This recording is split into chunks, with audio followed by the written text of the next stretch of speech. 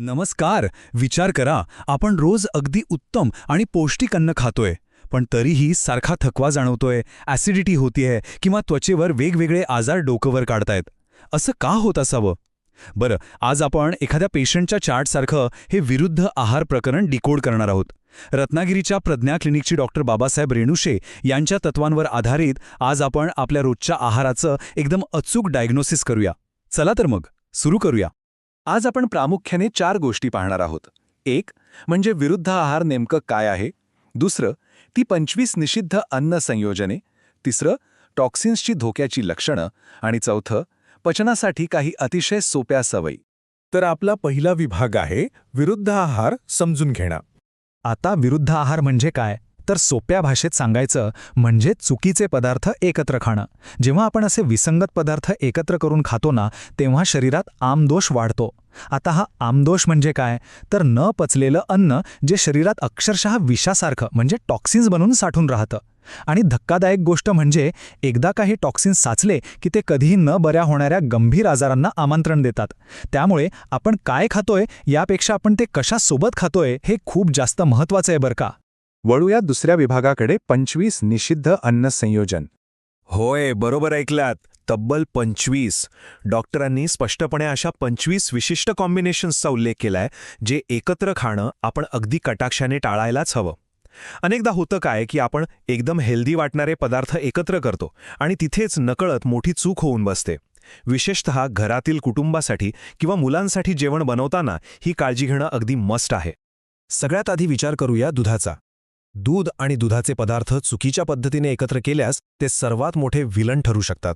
आपल्याकडे बऱ्याच घरांमध्ये पहाटेच्या नाश्त्याला दूध आणि केळी एकत्र देण्याची पद्धत आहे किंवा दुधासोबत अंडी खाल्ली जातात. क्लिनिकल दृष्टिकोनातून पाहिलं तर हे पूर्णपणे चुकीचं आहे. मासे आणि दूध किंवा मासे आणि दही हे तर विरुद्ध आहाराचे सर्वात मोठे शत्रू आहेत.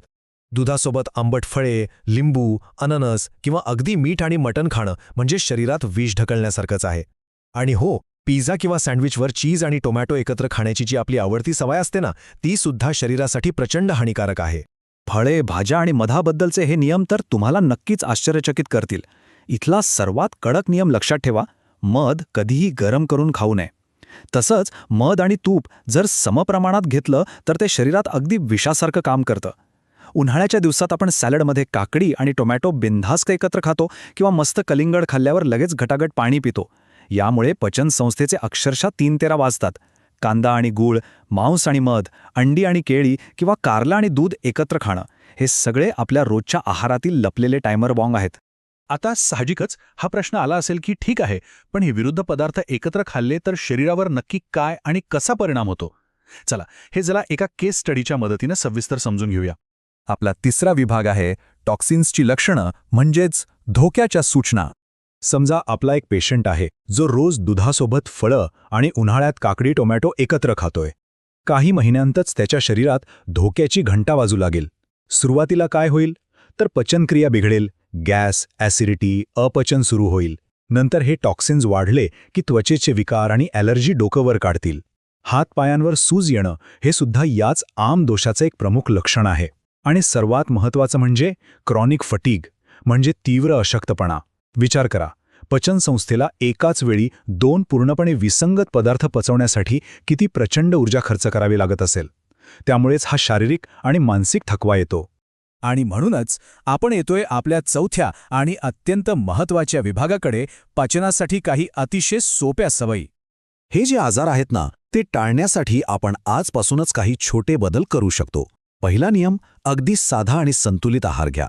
आहार जेवढा साधा तेवढा तो पचायला सोपा असतो आणि त्यामुळे पोटाचे आजार आपोआप दूर राहतात. दुसरी गोष्ट, फळं नेहमी स्वतंत्रपणे खा. ती दुधात किंवा जेवणात न मिसळता एक वेगळा हेल्दी स्नॅक म्हणून खा. आणि तिसरा महत्त्वाचा नियम, एकाच वेळी ताटात खूप सारे वेगवेगळे पदार्थ घेऊ नका. यामुळे आपल्या पचनसंस्थेवरचा ताण कमी होतो आणि शरीरातील विषारी घटक अगदी नैसर्गिकरित्या बाहेर पडायला मदत होते. आता हा मुद्दा खूप काळजीपूर्वक ऐका. गरम आणि थंड विरोधाभास टाळणं हे अत्यंत महत्त्वाचं आहे. आयुर्वेदानुसार प्रत्येक अन्नाची एक तासीर असते. काही पदार्थ उष्ण असतात तर काही थंड. आपण काय करतो? मस्त गरम जेवण जेवतो आणि त्यावर लगेच थंडगार आईस्क्रीम खातो किंवा मधाचा वापर गरम पाण्यात करतो. यामुळे होतं काय? तर आपली पचन यंत्रणा पूर्णपणे गोंधळून जाते आणि शरीराला नाहक मोठा ताण सहन करावा लागतो. डॉक्टर बाबासाहेब रेणुशे यांचा हा क्लिनिकल दृष्टिकोन इथे अगदी चपखल बसतो. योग्य आहार म्हणजेच निरोगी जीवन. जर आपण आपला आहार योग्य ठेवला, या 25 गंभीर चुका टाळल्या आणि पचनाला पोषक अशा सोप्या सवयी लावून घेतल्या, तर अनेक दीर्घकालीन आजारांपासून आपला सहज बचाव होऊ शकतो.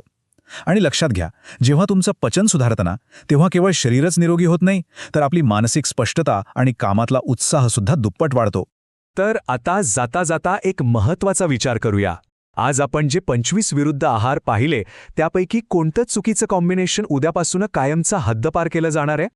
स्वतःच्या आहाराचं थोडं परीक्षण करा आणि निरोगी आयुष्याकडे आजच एक ठोस पाऊल टाका. Thanks for watching video.